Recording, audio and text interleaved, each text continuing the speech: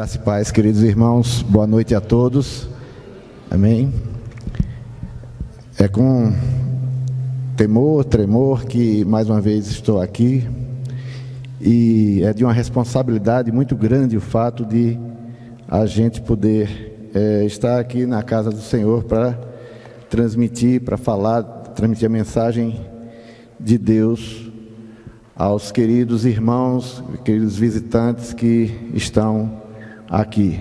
O tema da nossa mensagem, como já está projetado, é a corrida proposta. Ou, em outras traduções, tem a carreira proposta. Vamos abrir as nossas Bíblias em Hebreus, capítulo 12 e verso 1 e 2. Já está projetado, verso 1 e 2. E vamos ler, está na NVI, Nova Versão Internacional.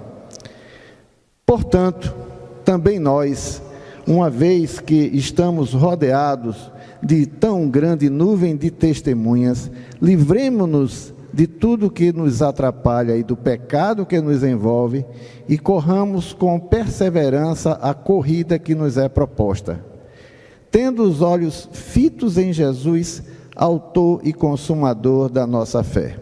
Ele, pela alegria que lhe fora proposta, suportou a cruz, desprezando a vergonha, e assentou-se à direita do trono de Deus.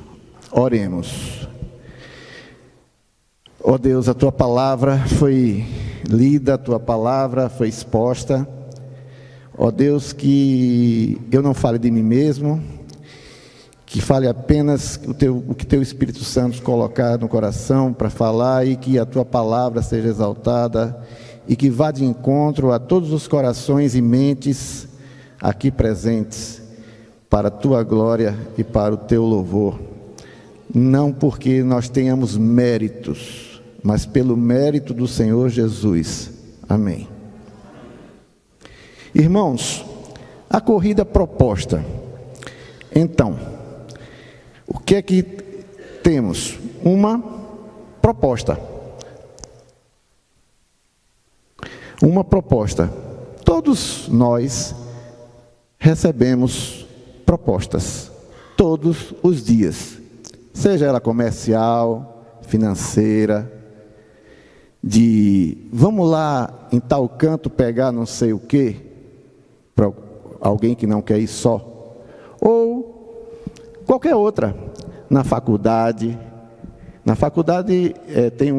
minha época tinha os diretórios acadêmicos que nos faziam proposta toda hora para entrar e fazer parte, não sei hoje como é.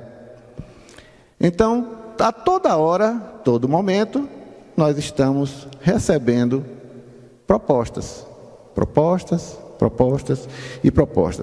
E a palavra de Deus diz que nós corramos com perseverança a corrida que nos é proposta. Como eu disse no início, em outras versões tem carreira que nos é proposta.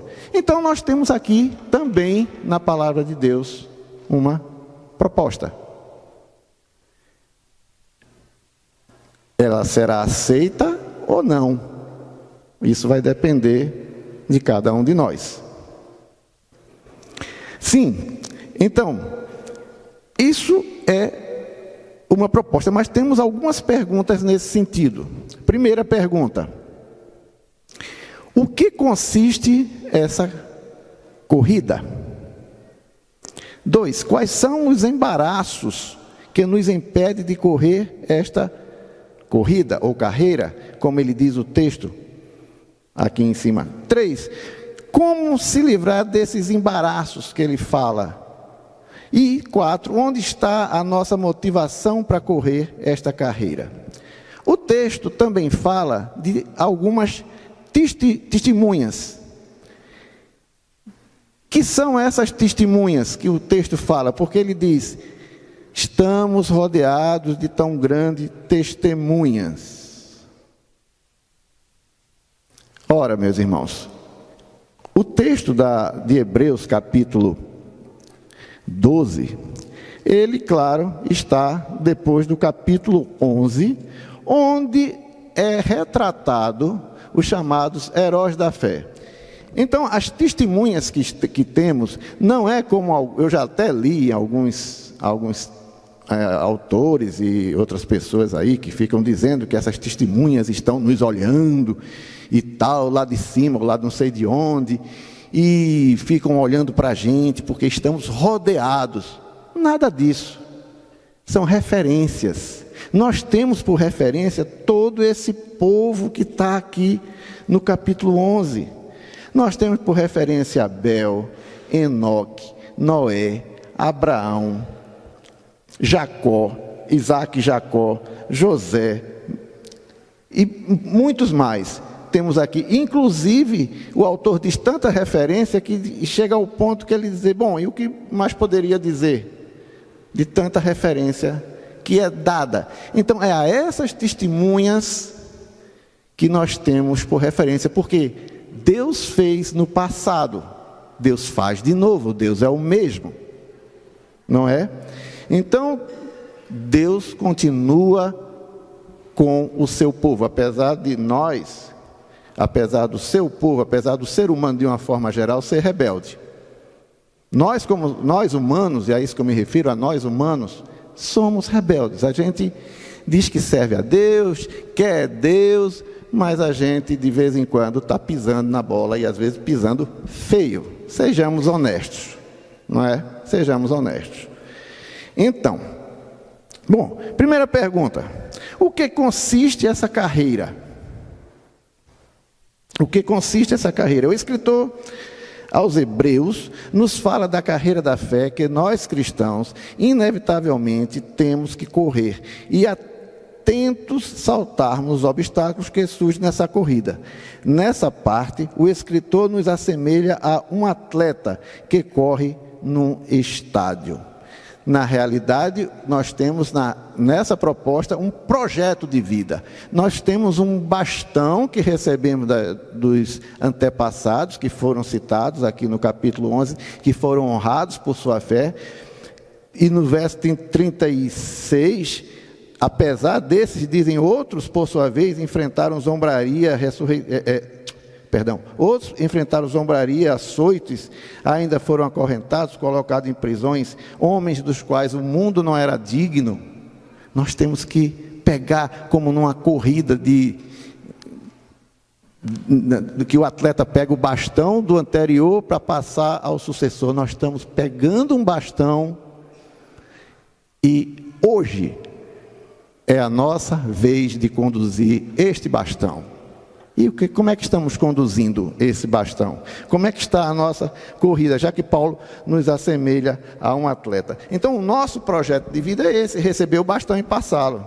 Na arena da fé, não é diferente para nós cristãos, uma vez que a nossa corrida consiste em vencermos obstáculos que se opõem à vontade de Deus em nossa vida, em nossas vidas, e de uma vida de dignidade com o nosso grande técnico. Uma vida cristã frutífera é aquela coroada de êxito depois de vencidos os obstáculos internos e externos, cuja fé foi o fator determinante na vitória. Esse é o primeiro ponto. Ponto 2. Quais são os embaraços que nos impedem de correr esta carreira? Opa! Imagine uma corrida com obstáculo.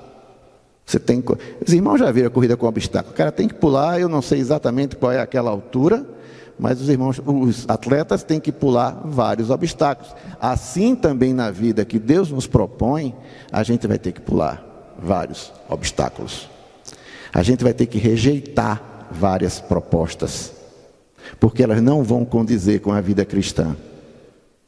E eu não estou dizendo aqui, como eu às vezes digo lá no grupo, que cristão, às vezes você pensa assim, não, os antepassados, esses homens que Hebreus cita, que foram os santos, e você pensa um sujeito olhando para cima com olho de peixe morto. Não, foram homens que agiram no seu tempo, segundo a vontade do Senhor nas suas vidas.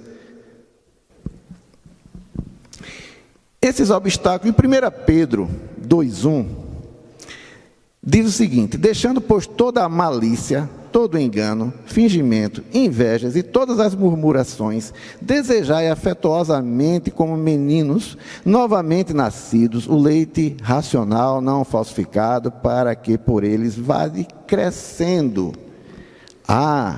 Essa proposta me faz crescer. Essa proposta, eu sou alimentado pela palavra de Deus e ela me faz crescer. Faz. 2 Timóteo 4 diz: ninguém que milita se embaraça com os negócios dessa vida, a fim de agradar aquele que o alistou para a guerra. E se alguém também milita, não é coroado, senão militar legitimamente. Notem que o apóstolo aqui, ele usa a palavra milita. Ele está usando linguagem militar. Ele está usando uma linguagem que, você, muito diferente dos santos que pintam os quadros mundo afora, né, com olho de peixe morto. O sujeito lá, o santo lá com olho de peixe morto. Muito longe disso. Os homens de Deus foram homens de luta, de fé, de coragem. Quando você abre lá em Efésios e vê a armadura de Deus, você vê o quê? Capacete, espada, escudo, couraça, sapatos. Tem alguma coisa para as costas? Não tem nada para as costas, porque Deus não gosta de quem corre da parada. Não é? A tradução do grego diz peso. Diz do pecado como um fardo, os interesses próprios, as ansiedades, os cuidados dessa vida, a avareza, a inveja, fingimentos, a amargura, tudo isso tornam-se como um peso sobre o corredor, impedindo de correr livremente. Então, esses são os embaraços. O que a proposta contida no texto, né, essa corrida proposta no texto, ela é uma corrida de vida inteira. Quanto tempo vai durar a sua vida? Não sei. Eu não sei, ninguém sabe. Mas é uma proposta de vida inteira, de uma carreira inteira. Quando você nasce, você vai, depois de algum tempo, ainda criança, vai para a escola, você vai aprendendo. E se você continuar, você vai para um curso superior, e se você vai continuar, você vai para o mestrado, se você vai continuar, você vai para um doutorado, e por aí vai. É uma carreira de vida. E você vai ser profissional de uma determinada área na vida, e você vai fazer a sua carreira profissional. É semelhante. O Senhor nos chama para uma carreira, uma corrida, não sem obstáculos. Porque Jesus garantiu chegada certa, mas não garantiu passagem tranquila. Ele disse: do mundo tereis aflições. E teremos, porque primeiro a nossa natureza caída, e segundo, quem é que está de andar e rodear o mundo? Ele, o inimigo de nossas almas. O mundo, como diz o texto, jaz no maligno. Infelizmente, o homem caiu lá atrás, e esse é o legado que temos. Não podemos correr dele. Por conta disso, temos que nos livrar desse embaraço. Como se livrar desses embaraços, impedimentos? 1 Coríntios 9, 24 e 25 diz o seguinte: vocês não sabem que dentre todos os que correm no estádio, apenas um ganha o prêmio? Corram de tal forma que alcancem o prêmio. Todos os que competem nos jogos se submetem a um treinamento rigoroso para obter uma coroa que logo perece. Mas nós o fazemos para ganhar uma coroa que dura para sempre. Amém mesmo. Vejam o apóstolo Paulo, ele fazendo a comparação exatamente com uma corrida, com atletas. Vejam que essa comparação é muito, muito pertinente para se poder, a sua audiência, tá certo? Os coríntios entenderem do que é que ele estava falando. Naquele momento ele estava falando aos primeiros cristãos gentios. E a palavra de Deus nos fala, até a data de hoje, vai falar até o Senhor voltar. Não vai passar, como muitos queriam e querem, mas vai falar até o Senhor voltar. O corredor e sua preparação, bem como a própria corrida, exigem a mais completa concentração, autodisciplina, ritmo e atenção. Assim, nós podemos realmente correr a carreira que nos é proposta pelo Evangelho, pelo Senhor Jesus. Não é o indivíduo que começa bem ou quem impressiona a outros com suas habilidades e conhecimento que se torna o vencedor nessa corrida, mas é o homem que persevera. Lembra daquela história da corrida da tartaruga e o coelho? O coelho se achava, perdeu. Então, a corrida que nos é proposta, nós temos que ser perseverantes. E a palavra de Deus nos exorta a ser perseverantes o tempo todo. Não é sem perseverança que você consegue o alvo. Na vida secular, semelhantemente, a gente também não. Nós temos aqui estudantes dos mais variados cursos que sabem que tem que malhar, que perseverar, que estudar. Na minha época se chamava queimar as pestanas, não sei se ainda se chama hoje. Tem que queimar as pestanas estudando, tem que malhar mesmo. Na vida espiritual, a mesma coisa, o atleta também se prepara para a sua corrida de obstáculo, e se ele não se preparar bem, ele cai no primeiro obstáculo. E aí você vai ser remetido à parábola do semeador, as sementes que foram plantadas e essas foram sufocadas até que só 25% do que foi plantado é que realmente foi à frente. Já notaram isso? Só 25%. Dos 10 leprosos curados, só um veio agradecer, 10%.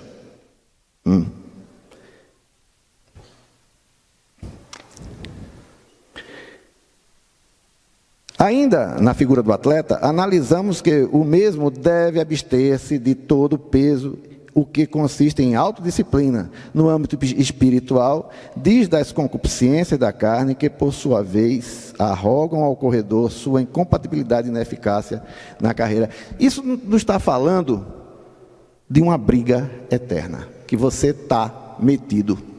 No momento em que você aceita a proposta desta corrida ao lado do Senhor. Que briga é essa? A carne milita contra o espírito. Você vai brigar com ela o resto da sua vida. Se resolveu entender o Evangelho e aceitar Jesus como Senhor e Salvador, você vai brigar com sua carne o resto da sua vida, até morrer. A carne milita contra o espírito. Olha a linguagem. É uma guerra. E a gente sabe, cada um sabe de si, a guerra que você tem na cabeça. Paulo dizia, vejo nos meus membros uma outra lei. E ele não estava falando do homem antigo, não, ele estava falando dele depois de convertido. Por quê? Porque fomos vendidos como escravos ao pecado, está lá em Romanos 7,14. Nós fomos vendidos como escravos ao pecado, no momento em que a humanidade em Adão caiu. Não tem ré, a marcha ré quebrou. E somos homens miseráveis. Por isso que Paulo diz, logo na sequência, vejo nos meus membros uma outra lei, que miserável homem que sou. E ele dá um grito, e note que ele faz isso na sequência de Romanos 3, 4 e 5, onde ele vai fazer o seu argumento jurídico do ato de justiça de Deus. Onde ele diz, tenhamos paz com Deus. Não é a paz de Deus, tenhamos paz com Deus em Cristo. E ele vai até dizer isso. Ele dá como que um grito na história. E qual é o antídoto para isso? Para essa briga? Perseverar. Esse é o antídoto, como eu falei antes. Perseverar sempre. Perseverar sempre. Tiago 1,25 diz, aquele, porém, que atenta bem para a lei perfeita da liberdade, e nisso persevera, não sendo ouvinte esquecido, mas fazedor da obra, esse tal será bem-aventurado no seu feito. E aí você pode ir para as bem-aventuranças do qual o Senhor falou lá no Sermão do Monte. E quando você olha para aquilo ali, se você tiver um dia muito corrido, você chega e diz: rapaz, isso está meio longe. Não, está não. Está não, sabe por quê? Porque o Espírito de Deus habita em você.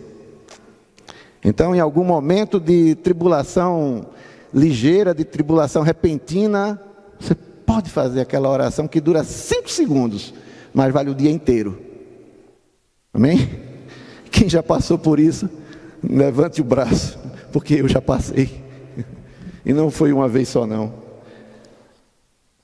Ponto 4. Onde está a nossa motivação para correr essa carreira? Bom, os atletas, eles correm, eles estão ali para receber o prêmio, como o texto já disse. Ele visa esse prêmio. Voltando ao texto que nós lemos no início, o texto básico da nossa mensagem, Hebreus 12, agora 2, diz: tendo os olhos fitos em Jesus, autor e consumador de nossa fé. Sabe aquele negócio assim que você só olha para o alvo? Não importa o que tem de um lado, não importa o que tem do outro, você olha para o alvo. Você olha para frente. Tem problema de um lado, tem problema do outro, você olha para frente. É isso que o autor está dizendo, tendo os olhos fitos, tendo a sua atenção voltada para o alvo, tendo a sua atenção totalmente fixa no autor e consumador da fé. O grande e perfeito exemplo da vida de fé foi e é o nosso Senhor Jesus, o qual nos garante a vitória sob quaisquer aspectos, uma vez que não nos desviemos dos olhos dele. O escritor nos exorta a não pôr os olhos em outra pessoa. No passado e no presente vemos bons exemplos de corredores, porém o único e perfeito foi o Senhor Jesus. Desde então, por este ser fiel às suas promessas, com certeza, Ele mesmo, sendo autor e consumador da nossa fé, pelo seu Espírito Santo, nos torna mais que vencedores. O olhar espiritual fixo nele nos diz que, sem Ele, nada poderemos fazer. É muito pertinente do autor, de Paulo, a comparação com o atleta. Muito pertinente, porque a gente entende perfeitamente do que é que ele está falando. Quando você vê os preparos para uma Olimpíada, o camarada marcando o tempo, vamos, alvo. E o autor do texto, aos Hebreus aqui, ele nos conclama a aceitarmos essa proposta. Ele nos dá motivação, ele nos dá carreira, ele nos dá alvo. Em 1 Coríntios 15, 57, diz: mas graças a Deus que nos dá vitória por meio do nosso Senhor Jesus Cristo. E para você entender exatamente o que está acontecendo na consumação de Jesus Cristo no Calvário, o Colossenses 2, de 13 a 15, diz algo fantástico. Quando vocês estavam mortos em seus pecados, na incircuncisão da sua carne, Deus os vivificou juntamente em Cristo. Ele nos perdoou todas as transgressões e cancelou o escrito de dívida que consistia de ordenanças e que nos era contrariado. Ele removeu, cravando na cruz. E tendo despojado os poderes e autoridades, fez dele um espetáculo público triunfando sobre ele na cruz.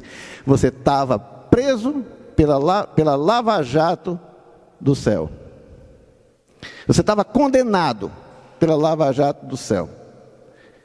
Todos pecaram, destituídos estão da glória de Deus. Portanto, todos estão condenados. Imagine agora você, julgado e condenado,